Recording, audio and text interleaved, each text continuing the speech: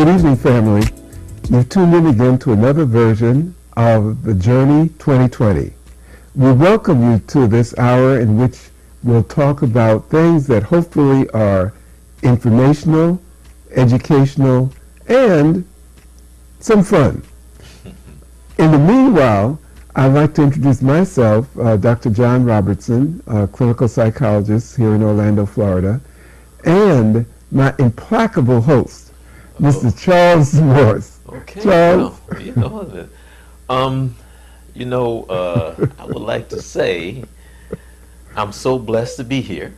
I'm happy to be here, and I'm trying to get your name off the screen. That's, I'm multitasking here. I want to say welcome to the Journey 2020. I'm Charles Morse, and we're just talking with Dr. Robinson, and we're doing a part 2 of. I sent it out on Facebook and I sent it out on an email blast as well.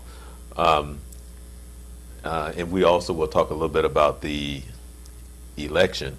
But we're talking about Russell Wilson and Mariah Carey and a few other people. Right. And that whole thing, because I honestly, truly don't think that we really talk about it. I was hoping that Vince would be here today because I really don't think that we talk about it. And Vince is Vince Carter, who some of you have tuned in and seen. Right, Vince Carter's senior. Vince L. Carter. Oh, okay. I don't think that we really talk about it. And what I mean by that is that we get into this conversation about, like, for an example, there's just so much, because I was thinking about the young gentleman, and I would have loved to ask Vince out, and I will ask you too. Remember, and I can't think of his name right now. It's escaped me. Remember the gentleman who played for the Miami Dolphins, and he was bullied. He's like 6'5", 300 something. Yes. And they were giving him a hard time because both of his parents went to, I think, Harvard or Yale, one of the two. I think didn't he go to Harvard? No, both his parents did. Okay. Yeah. Well, I'm not necessarily talking about him. I'm talking about his parents, because both his parents went to like Harvard or Yale. But in addition to what we were talking about with Russell Wilson, that whole thing, and as we talked about it last week, there's a certain something that comes with our culture, and even when you're around people who are of color, and there's a certain something about them, even without you even consciously, you kind of go, No, sir. I mean, right? Yes, right.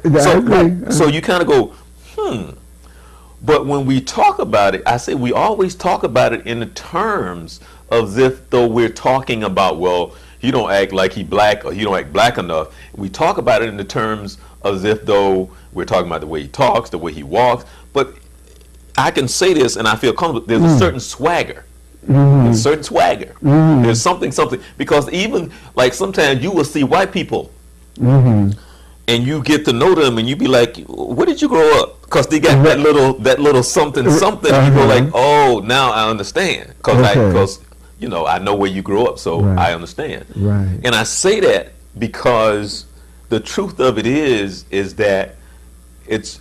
And the reason why I say we don't really talk about it, because we kind of touched on it in the sense of our culture, this world that we live in, and how people judge us, because that's the place that we live. Right. I can't get away from walking in the room and people think I'm something else. Because of the color of my skin, they see me, they see if I do have hair on my head, if I decide to grow it out, then I'm automatically put over here in this category, well,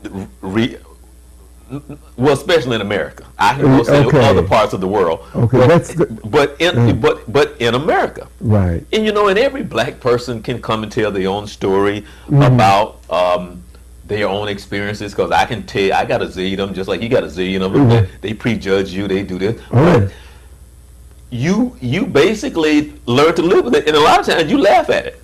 You know, Yeah. depending on the severity of it. Right. You know, you right. kind of go like, oh, okay, so now I know what I'm dealing with. And you knew at the time. Right. And then sometimes you can feel it. Mm-hmm. Sometimes you can feel it. And then another thing to get me, I'm going to get back on the gentleman who played for the Dolphins. Okay. But sometimes you can feel it. And then what gets me is white people sometimes say that we can, you know, stop all this complaining about the racism. It's just like, I don't wake up and want to talk about racism. Right. I don't want to go about my day and deal with that. Exactly. But if it's happening to me all the time, if I'm talking about it, why is it that I'm talking about it when there's so many other things to do in life? You know, so why is it that it's always a topic of conversation? As you say, I just want to go about my day and just be a man and go live my life, Right. and not be judged on this, and this. But I'm always being slapped in the face with this and this and this, and after a while, you just get tired of it because people don't understand. Some of us run into it more than others. Yeah. Okay. Yeah. But on a lighter side, and I ask you this, and I'll say this.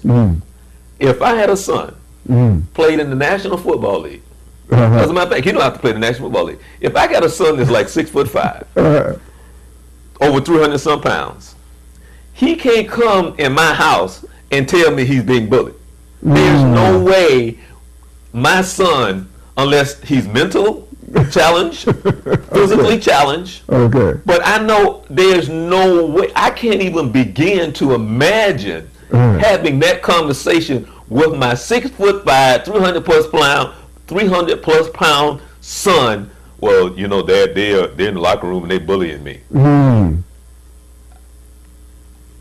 He would probably be making a phone call. My dad done went crazy because he just slapping me up. He done wiped me up off the floor. There's no way. There's no way my son could have that conversation with me. There's no way. So I'm trying to think, and I don't know how you feel about that. But there is no way, because I honestly, when I heard that, I would have liked to not necessarily have met his father, but I like to have been like in his presence for about like 20 minutes just to sit and watch him, just to observe him, because as a parent, if my son is making phone calls to Roger Goodell about being bullied, I gotta go look in the mirror. I'm not gonna look at my son. I gotta go, what did I do for my 6'5", 300 plus pound son to be talking about he's bullied? And then the thing is, now whether it's a white thing, whether I went to Harvard, watching those guys, the announcers, the one that played football, it is so funny to watch them trying not to say what they really want to say. That's the funniest thing. Right. Because they really want to say, yeah, right. They can't say what they some of them tried to work around it and say, you got this big guy and you look at him and he looks a little soft, but he got to have some skills, a certain demeanor, because he's in the National Football League. Right. You don't get to be that level on the National Football League and not have a little, because you got to have some toughness, something in order to play, because it's a physical sport. Right. But you know, it's kind of like now. I mean, I'm expressing my true feelings, because what I'm saying is, like, now I don't like quarterbacks. I don't like them because I think you should put them in pink. Because I mean, the rules that are around them now. So now it's almost like you can't touch them, you can't breathe on them. It's just like, now for this moment, you're not a football player anymore. So we're gonna make these rules so you can't be touched. I know Jack Tatum somewhere rolling over in his grave going, boy, y'all would have arrested me, because if y'all had these rules when I played, y'all would have threw me out the league a long time ago. You know, so it's just like you look at these and I'm like, that's not football. You know, and I get the understanding of trying to protect the quarterback and all this other stuff, but it's gone too far. So when I look at it and I think about this guy, and when you think about Russell Wilson, because he's probably a very intelligent guy. I don't know him. I don't know nothing about him. But I wonder, when you hear that, well, he don't act black. Now, some of us, like I said, take that to a whole nother level of, you got to act ignorant, you got to do this, you got to do it. But that's not what I'm talking about. You know, we talked about it last week. You know, we talked about there's a certain something that just is. And when you talk about Raven Simone, which is on a whole nother level, when you got money and you're able to interact with these what we call high society people, and when you not stepping to the realm of a certain reality, you can set yourself up. Yeah, absolutely. You know, for a bit, you don't know what, because all of a sudden Raven Simone gonna go somewhere with some people who she thinks she can trust. Right. And I'm not saying it, but stuff like that happens because you're unaware of just, vulnerability. Right. One of the things that I wanted to do, and as audience and family, you can see that Brother Charles is definitely highly invested in this issue, and I can see why.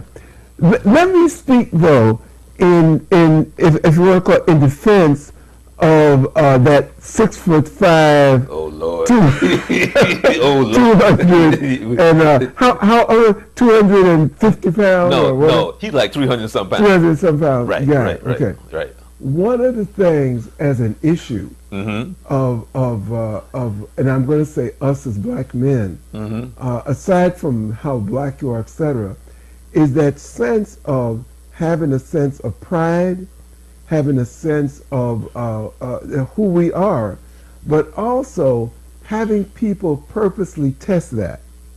And so my take on it, and I tried to understand, I guess as a psychologist, this guy, and my take on it was not so much that he was soft, but I think that brother may have been one step away from going off, as in demolishing this other individual. But see, no. See, I don't agree with that. Okay. Because in the NFL, if he would have went off, that would have been the coolest thing on the planet.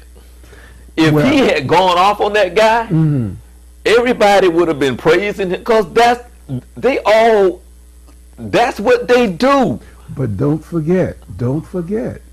We also, and I'm talking about as black men, we also, get often trained that we have to withhold any kind of feeling, any kind of reaction. No, okay, but not in that.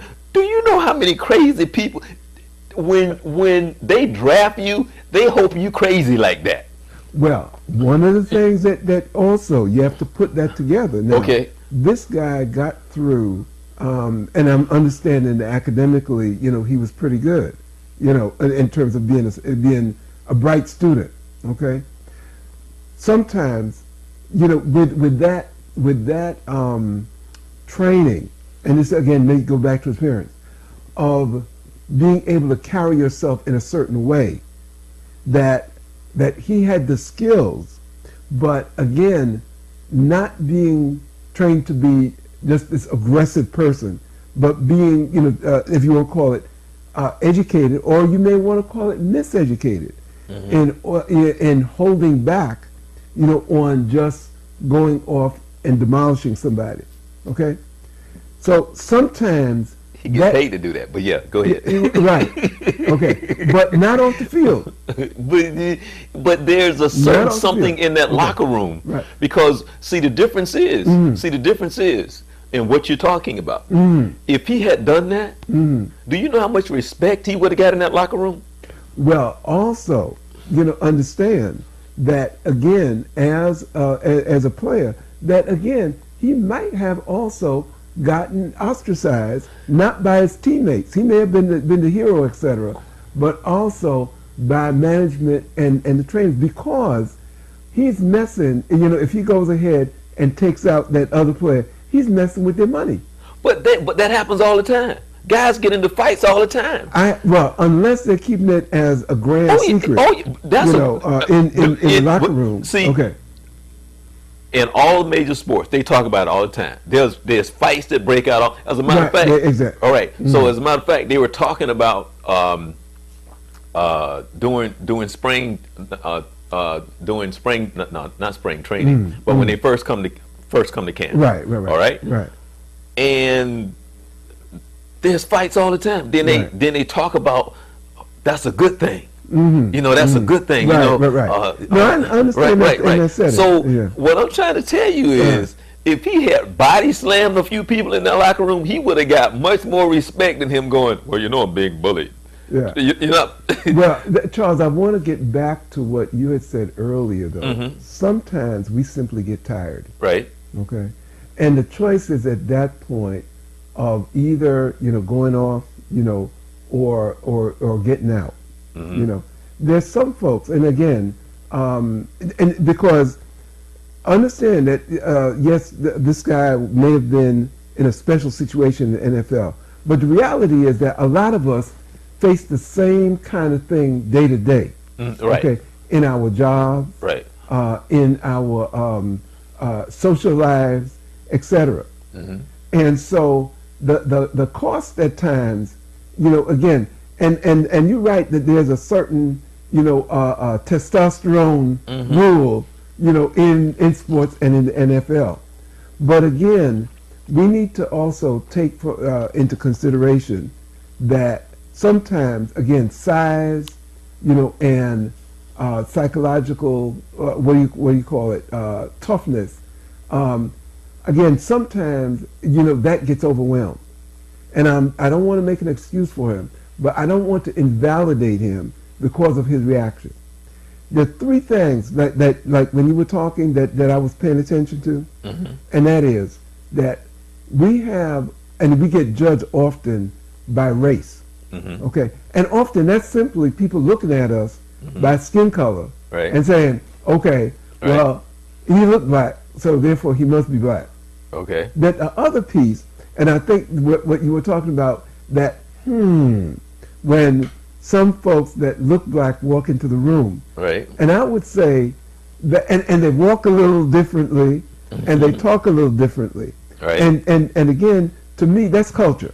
Right. Okay, and that's and culture, just to break it down, is a kind of values that get represented by the way that we talk, by our the psychological terms, our nonverbals, the way that we walk, Mm-hmm. and when you were talking about that swagger, Right. one of the interesting things that I've always loved is watching President Obama Oh walk. yeah. Oh yeah. Oh yeah. Well, I mean, the ladies talk about it all. I mean, all the time. Okay. You know, because he does have a swagger. Right. Okay. That's it. That he definitely has a little bounce to his walk. Okay. Right. And so again, we can.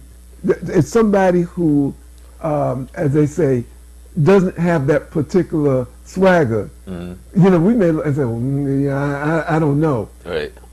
Again, part of that is culture. Right. And then the other thing that we're talking about, and we're talking about with, let's say, people like Raven Simone, and even perhaps this guy that was on the NFL, is also the influence of class. Mm-hmm. Okay, and that's one of the things that often, as black folks, we don't like to talk about. Okay, and that is class differences. Well, but see, we're funny like that. Uh-huh. And what I mean by that is, like, we don't get that Prince's thing, that Prince, you know, the Prince and Prince Charles. We don't get that because the way that we're brought up is just like, yeah, your poop stink too. So we don't get that. We don't get, and I don't get it either. I mean, some black folks do get that. Right, but what I mean, oh yeah, that's because they want to be a. But, right, okay, but you can say it. But see, to me, this is my own thing. Right. And actually, I would like for you to respond. Oh, okay. You know I'm gonna respond. Right. Okay. To me, a lot of times, like, I give you an example. I'm going to kind of switch it up a little bit. Okay. When I had my show with Orange TV, I did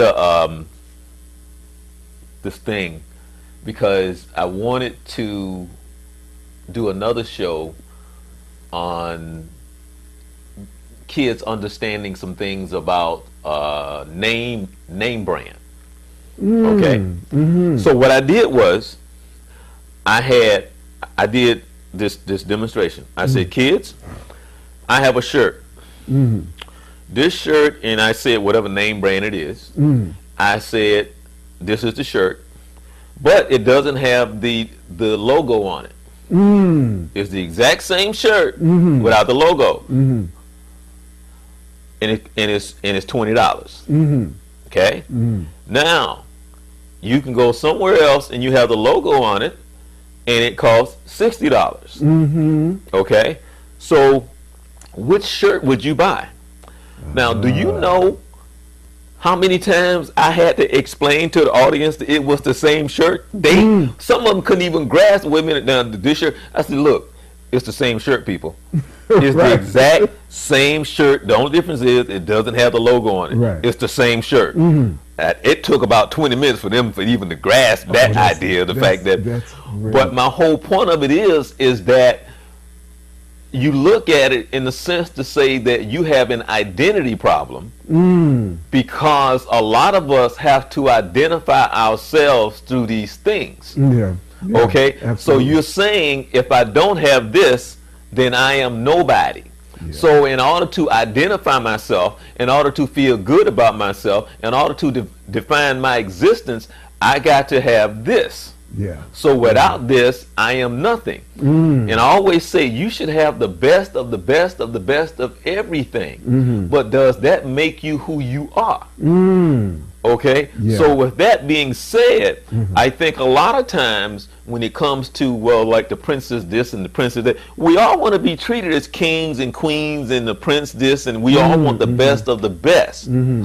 But it's kind of like what Pastor Jenkins taught me, and it's kind of like, and I'll take it to another level, is when God sees you, he don't see you any different than the homeless person on the street. So it's kind of like, well, okay, well, I've died and gone to heaven, but I'm this great surgeon.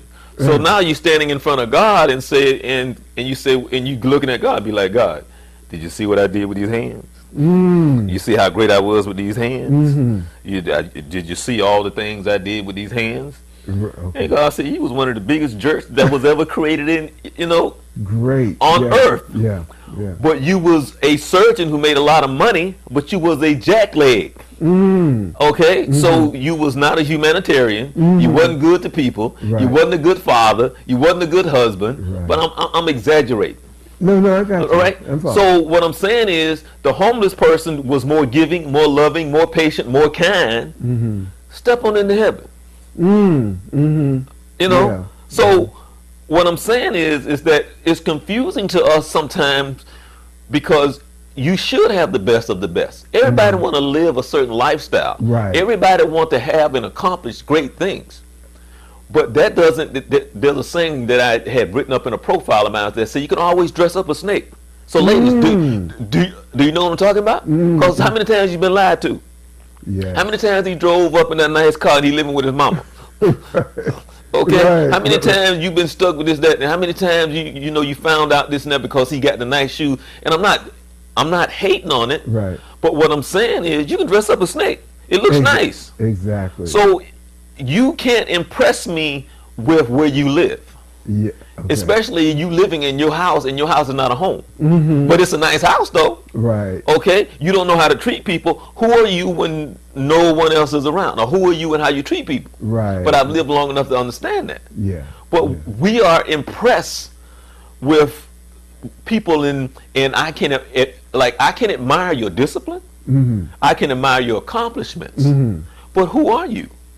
Exactly. Okay, so that's what I'm saying. Just because you the prince don't mean you the prince. Okay. And that is, if I'm getting it, that the externals, in other words, the titles that the world, let's say, either bestowed upon us, or the values that the world attributes to us, is a whole different thing than the values that we have about ourselves. Okay, and so that if just to use your analogy, and I think it's a great one, that if you have snake values, then no matter if you're in a Armani, or Gucci, or driving a Bentley, or a, what is it now? Folks have upgraded and a Maybach, you know, right. etc. That you're still a snake. Right. Okay. And so I think that sometimes our young people, you know, really get confused. Definitely. About what is real. One of the things, and I said it on one of our earlier shows, I think that in many ways, as black folks, we allowed ourselves to get bamboozled by integration. Right. Okay. Okay. And I know when I said, some people say, whoa, you know, yeah, right. Are you a black nationalist or whatever? No. But the values that had allowed us to survive back then and the values that had folks like an aunt of mine when we lived in Harlem who would go and take our neighborhood wino and take him into her house and basically said to him, honey, you can do better than that. You know your mama would not want to see you down in the gutter. Right. And she'd let him take a bath, clean him up, feed him, you know, basically prey on him a little. Okay. Right. Because that's what she was supposed to do. Exactly. Right. You know, and didn't look for any accolades, you know, or anything like that. That was just what she felt that she wanted to do, that she needed to do. Right. But nowadays, how many people would you see doing that? You know, how many people would you see taking the time or making the effort, or if they did, they'd be trumpeting it all over the neighborhood to say, oh, look what I did. Right. And so when we're talking about those things black, one of the things that I've gotten to appreciate, and that is that there are values that are associated with black America, okay? And I will say, you know, originally I'm from the Caribbean, but that I've gotten to not only admire, but because I was raised, you know, more of my life here than there, had also assimilated those values. And I have found that those values work for me. Right. Okay? And so at times, you know, many of our folks who achieve to higher accolades, etc., will say, oh, you know, if only black folks would act, quote unquote, more white, okay, as in assimilating values that are not theirs, but that they see in the greater American society, that wouldn't things be so much better? And I say to those folks, you know, we didn't come with no values. Our values survived through trial, tribulation, slavery, post-slavery, Jim Crow, through civil rights era, through all of these things. And we forget those basic things that allowed us to not only survive, but to thrive. I look at down the road, and we're here in Florida, at Bethune-Cookman University now.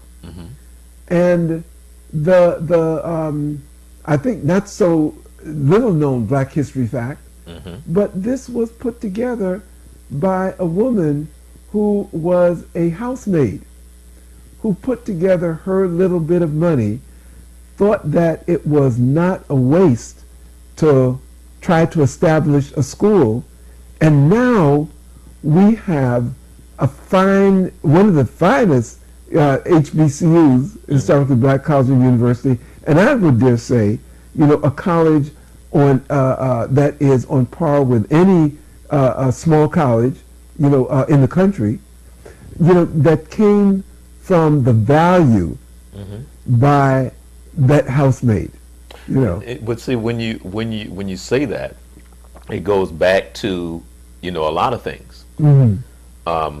There's a lot of things that you're saying, I wish Vince could have been here, because we talk about it all the time, because as we started taking on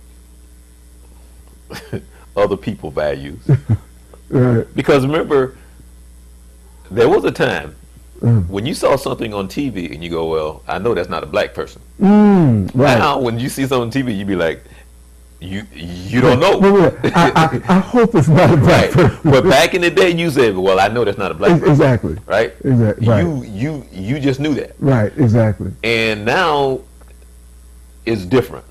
Yeah. But more powerful, a woman who had faith.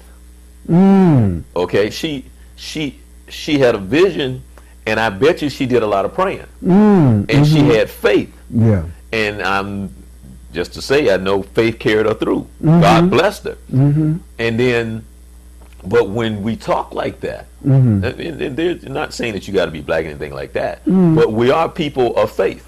Yeah. We would have to be. Right. To have caught all the hell and still be around. Right. And see, the other part of that too is every black person can sit here and testify that they have seen some white person go through some type of discrimination, some small or something, and they lose their mind. Okay. They can't handle it. They can't take it. They deal with some type of discrimination, and they lose their mind. And you look at it and be like, "You upset about that? That?" And you kind of go like, "Ooh, boy, yeah, I guess your world is pretty." You know, exactly. And it's kind of like what Chris Rock said during one of his concerts. He said, "There's some white people sitting out there in the audience would not want to trade places with me, and I'm rich." Yeah, absolutely. You want to ride that white thing out just because you just know it's probably a very good thing. I just want to see. Right. But you don't want to trade places with me. And you can be anything else in this universe but a person of color. Yeah. And the sad part is when that comes into our community or in our culture, and we start to believe that. That's the sad part, because it doesn't matter what anybody else thinks. Right. It doesn't matter. But when you start believing it, and when you start preaching it and teaching it yourself, that's the sad part, because a mission is accomplished. I mean, they have accomplished the mission. Right. And so there's a saying that I always say, and where we are is people of color. White people don't have to do anything else.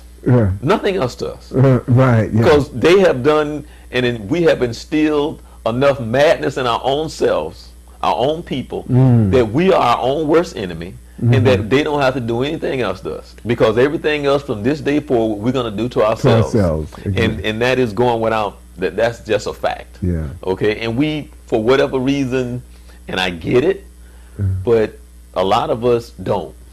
Well, just as you were talking about faith, Charles, I think that is so important, because faith at all levels, the faith that we put, in God, or for some of our folks, who have different, religions as such, if you want to call it a higher power, whatever you want to call it, but that have the belief in a creator, a higher power, etc. That when that belief, we allow ourselves to aspire to, a higher calling, if you want to call it, a higher and also aspire to a certain set of, if you want to call it, expectations of unity, within ourselves, and within this creator. Many of the folks that now are encountering, and it's been recorded that churches and religions, etc., are basically losing the membership. And not that you have to become a quote-unquote member of anything, but apparently not really having faith, in much of anything. Right. And so I would say, if you don't have faith in something, how are you going to have faith in yourself? Right. And so I think that as a value that has carried us through trials and tribulations, again, as we talked about slavery, etc., I think those values are some of the ones that are getting lost as we try to become part of this larger society. And it's really interesting. I was just talking the other day to a good buddy of mine, and I said, what was it, earlier this month, there was Columbus Day, right? And with Columbus Day, many of, not so much here in Florida, but when I was in New York, my Italian friends would go out, they would be saying, yes, he's one of ours, may have been fifth generation Italian, but claim that Italian heritage. When St. Patrick's Day comes around, okay, and they could be eighth generation away from Ireland, and if you have an Irish name or somebody, they want to claim to say, yes, I'm Irish. Now, when black folks get together, how many people claim to be from Africa? Okay? Right. And yes, there are some folks, when Martin Luther King Day comes around, will all of a sudden haul out their black, red, and green flag and wave it for 2 seconds, etc. Right. But with those same folks, if you ask them, well, where did your folks originate from? They'll tell you, well, Virginia or North Carolina, right, or Jamaica, or Puerto Rico, or etc. But how many folks will say, well, my folks really came from Africa? I would say out of any 10 people that you would ask, maybe one person out of that 10 will say that. And I'd say that may be a lucky 10. Right. Right? So, to your point, I think that many of our folks still feel that sense of being less than, right, by acknowledging their point of origin. That they still don't have that connection. And so, in terms of skin color, and this is getting back to a Russell Wilson or right, folks like that, that the skin color may be similar, but in terms of values, outlook, worldview, etc., there may be a sea distance apart. And so to go back to the point that you were making, that when that person walks in the room and we begin to say, that it's not just being biased, or closed-minded, etc., but we're picking up something that's different. Right. Okay? Definitely. And it's something that, again, we often don't talk about. Because often our first reaction, I don't know about yours, but often my first reaction when I see another person that has that brown skin and kind of looks sort of kind of like me, right, I want to know who they are. Right. I want to go over, and I might want to go ahead and give them a high five or something like that. Right. But that person may come from a totally different mindset, a different space and place. And the last thing that he may or she may want to associate with is somebody like me. Right. Okay? Yeah. Even though, now people who know me, that person may say, well, he has a PhD, so maybe I ought to get close to him, etc. Or maybe Charles Morris, well, I know that he's a broadcaster, and he's got a broadcast background, and is a photographer and a cinematographer. Right. I may want to get close to him, but not for who you are, right, but for what you are. Right. Okay? Right. And so those are some of the values that somehow, and I would ask you this, Charles, and that is, how do we rearrange that? How do we rejiggle that so that we are emphasizing who we are truly inside instead of what we look like? Well, that's been one of our challenges from the very start. From the very start, and the funny thing is that I was earlier when I was thinking about us coming on and talking. I was just once a week. Hakeem would meet with young fathers of Central Florida, and we having a round table. Just it was a 10-week program, and I told him, I said, you know, this is some very good stuff that's going on in this room. You know, some of the things that we're talking about, and as we talked about the generation that we have lost, and one of the things that we acknowledged in this meeting was that we have failed as fathers. We have really failed. Because when we look and see what's going on with the kids, with whether or not it's the pants down, and whether or not the tattoos and the holes in their bodies and all these things, is that we acknowledge that we have failed as fathers, because it really comes back to us. And so with that being said, is that the answer to the question is, it is so difficult to answer it because there's such a breakdown in the family. And everything will always go back to the family. And the family involves the village. And then what is the village now? So what are the lessons being taught? Now, you're going to hear me say this time and time again. Adrian Peterson from the Minnesota Vikings has been in the news for the spanking of his child. Right, yeah. And now one of the things that they acknowledged was that it's been brought down to a misdemeanor. Well, I don't think most people would consider, some would, but most people don't consider Adrian Peterson a bad father. They were talking about the different cultures, how he was raised. Now everybody acknowledged that, but most people acknowledge that he took it a little too far. But it wasn't because he was trying to be an abusive father, not because he didn't love his son. This is how he was raised. Now, to him, he's doing what he feels that he needs to do in order to raise his son to be a law-abiding, respectful child. Now, did he make a mistake? Yeah, most people would be willing to, forgive him, but they were talking about the different cultures.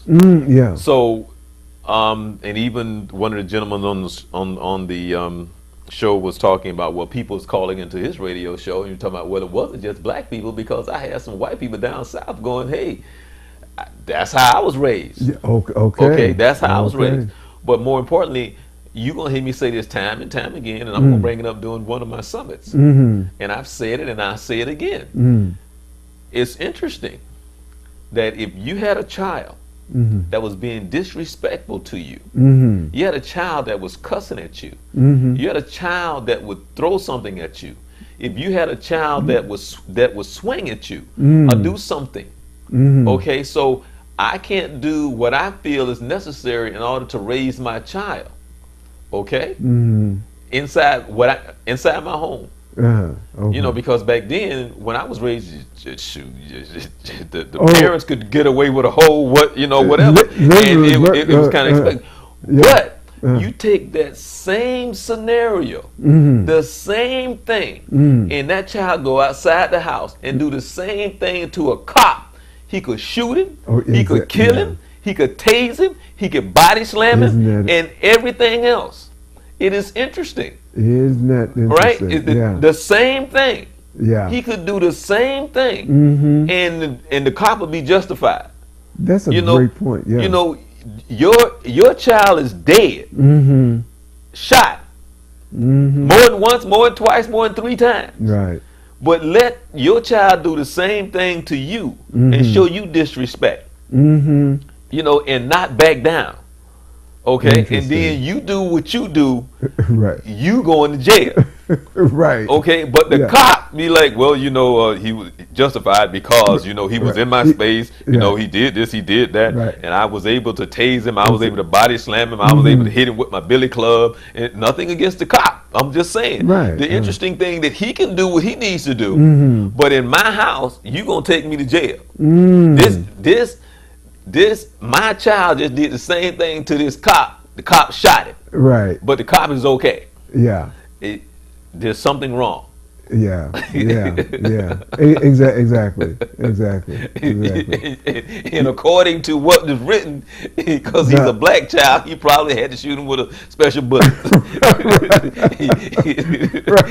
And shoot him a few more times, and just to make sure. Exactly. Yeah, according to what they've written up, and people going like, "What are you talking about?" Right. And as we're talking about how things are different, for especially as black people, and with our children, in many ways, and again, as a psychologist, I try my best to be ethical, etc. But I've had parents come in and say that my child is just out of control. I can't do this. I can't do that. And of course, I'll give them a behavioral protocol to follow. But again, in contrast to many of my colleagues, who will say that any spanking, of a child is just going to create a child that is going to want to either do that to other people, or is going to then grow up thinking that violence, is okay. And what I say is that everyone is a little different. There are many children who can manage without spanking. But there are some children that, again, spanking may be the only form of communication that parent can administer at the time. I'm so happy that you say that, because I'm like, man, it's just like, wow, because being in your profession, for you to say that, because at some point I was like, from what I understand, because some of the stuff I saw in my house, and there was 7 of us at one time. There were 7 of us, but there was a lot more later on. Okay. And I'm going to tell you, I don't know anybody in my house that went around abusing and all this other stuff, because people got tore up in my house. I hear you. There was always switches in the corner. Okay. And at some point, they had names. Right. You know what I'm saying? There was always. There was one reserved, for this brother. That was, okay. There was always. And they was long and tall.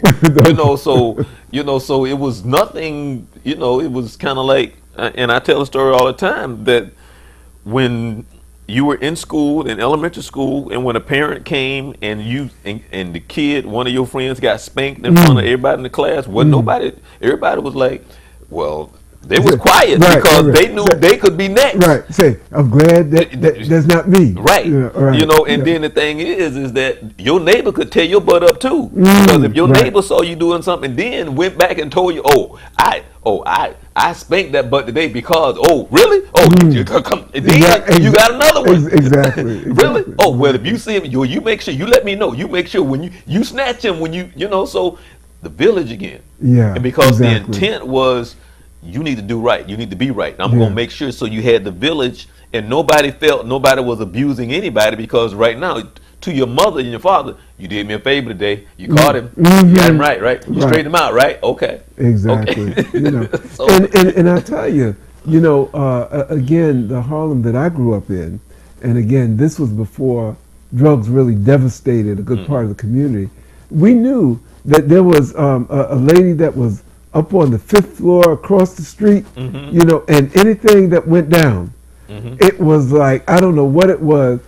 It was, people think that Instagram and social media is something. but there must have been some kind of that was Miss Johnson. Instagram. That was Miss Johnson. Somehow before you got home, your parents knew. Yeah. Okay. And don't you dare say, well, it didn't happen, because your parents would say, oh, you calling Mrs. So-and-so a liar? Mm-hmm. And you knew that you were in deep doo-doo then. Oh, yeah. Because you could not even think of saying that another adult had told a tale on you. Right, because what you did was it was just one of those things, because it gets me when they talk about, well, the kid needs to express themselves. I'm like, well, what the heck does the kid know other than gimme, gimme, gimme, gimme, gimme, gimme, gimme, gimme, gimme, gimme. I want. Really? You know? So I get, because it's kind of like, oh, you finished expressing yourself now? Right. Okay, go over there and get that switch and bring it. Exactly. Now I'm going to express myself. Right, exactly. And you know, not to say that was the only form of discipline, but you know, and I have to tell you, in families, that sense of discipline, you know, with caring, the discipline where I can't say you knew, but I knew that my parents were looking out for my survival. But see, and see, that's the thing, is that through all of that we talk about, you never felt that there wasn't love in the house. Right. Exactly. You always felt there was love. And the funny thing is, I was just telling this story today. I was just talking with our friends about it, and that was we were talking about Dr. Laura. Dr. Laura Schlesinger. Right. I used to listen to her a lot on the radio. I don't even know that she's still around anymore. But Dr. Laura, I used to listen to her every day. I was a big fan of hers, and was, you know, listened to her all the time. Right. For years. The funny thing that caught my attention with Dr. Laura was she always had good advice, but until it came to the black people in the black neighborhood. Dr. Laura, you can sit there all day long. Boo, that ain't gonna work. Right. I don't know, you know, because and I'm saying this because sometimes there would be some people calling up, some people call her something like that, and she go into her little thing and da. And sometimes, you know, a lot of times you would agree, but some of that stuff I'd be like, boo, that ain't gonna work. Right. Exactly. That right there is not gonna work. Do all your psychology, whatever you got going on, whatever your theory is, whatever books you done read, that ain't gonna work over there. Right. That is not gonna fit. Yeah. It sounds good. It mentally, whatever you talking about, but that ain't gonna work. So, and you know, I think again it gets back to the way that we see the world and the values that we have. And there are some values when you come from, you know, again, a certain culture, you know, and you see the world in a certain way, that as you raise your kids, you know, in that way, let us say, with the concept of, you know, of faith being in their lives, then you know that although they may stray away from it, they may you know, get into all kind of things, but you know that a foundation has been laid. Right. Okay. And so with individuals who don't have that benefit of having that cultural foundation, then they can, you know, go in any direction. And that may be why we're seeing some of our black celebrities, our black athletes, our black entertainers, basically get caught up, you know, in the whirlwind, you know, of the world, you know, as it's called. Oh yeah, definitely. And wind up getting lost. Even who's it, Michael Jackson, who I know many of us, when he had was it vitiligo, and started bleaching his skin. Well, see, we can, you know, we can honestly, Dr. Robinson, we could do a whole show on Michael.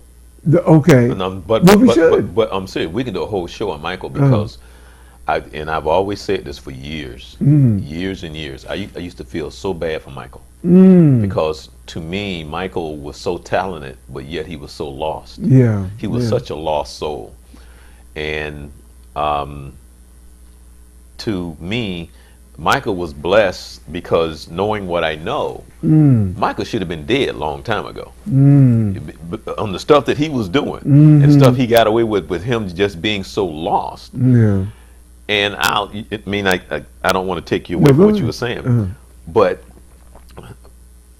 and even at his funeral, you saw his family, and they were all sitting there in that front row, and you saw what they were about, and that was stage first, and everything else is second. So it's like their core value, and I may be a little harsh and maybe judging a little bit, but it's like stage first, and everything is second. And when you're brought up that way, and Michael, through him being as kind-hearted as he was, as loving as he was just a lost person. And that's why a lot of times when Michael did what he did, and they would make the jokes, because the jokes were like, that's just Michael, and Michael honestly don't know any better. You know, it'd be like, Michael, do you know that you shouldn't be doing this with your kids? And and Michael like, what? Why? You know, it's like, Michael, but you shouldn't be having the kids in the bed with you. And Michael is like, why? You know, and in the jokes, but they would make the jokes because it was almost like Michael honestly didn't know any better, because everybody knew Michael was a good guy. Yeah. But he's a grown man who was just as lost and as talented, as gifted as he was. For years, I just felt so bad for him because whatever Joe Jackson did from that childhood and all of them, and how he pushed them, and they was locked into, you guys are gonna make it, whatever that was, whatever the established in. And anyway, I'm sorry. I think what you're saying is very important, because sometimes what we think is achievement, and I truly believe that Michael was a genius. You know, he was. Looked at not only his singing, you know, but the way that he orchestrated, the production of his songs, the craft that he had. That this was a special talent. Right. But I also think, what if he had the nurturance, of a truly loving dad? Right. And you saw him his whole life trying to find that. He was trying to find his childhood. He was trying to find something that he missed. Yeah, exactly. You know, his whole life he was trying to find it. Exactly. You know. So that says to me, we definitely have to do something. A Michael Jackson program, and because not only just about Michael, but so many of our black celebrities or our black high-profile people who, again, may not have risen as high as Michael, but who have that same, I want to call it almost hole in their soul, and who are lost in many different ways. And I think that we can, from our experiences, and not to say we know everything or we're trying to prescribe, to anyone, but I think that if we can share perhaps what our experience is, we may be able to inform some other folks, so that they don't have to go the direction, of a Michael, or some of our other, our high-profile folks. Well, when Michael is Michael, and you got that kind of money, you can get kind of stupid crazy, and Michael got stupid crazy because he couldn't sleep at night. So what's going on in his life that he can't sleep? How come Michael Jackson can't go to sleep at night? What is keeping Michael Jackson up at night? What has come where his life had come to, that he had to be so extreme to just get a night's sleep. Really. That's an incredible thing. Well, we didn't get a chance to talk too much about politics or the election tonight. But again, because we're going to have the current election results to live with over the next few years, actually, we'll have to do another show where we talk about the results of this election in 2014. Okay. So it looks like, I'm looking at my time, and it looks like, again, we're over. And so I'm going to you family, thank you for watching us tonight. I hope that we have informed you, hopefully educated you, hopefully created both a smile, on your lips, and perhaps some thoughts in your mind.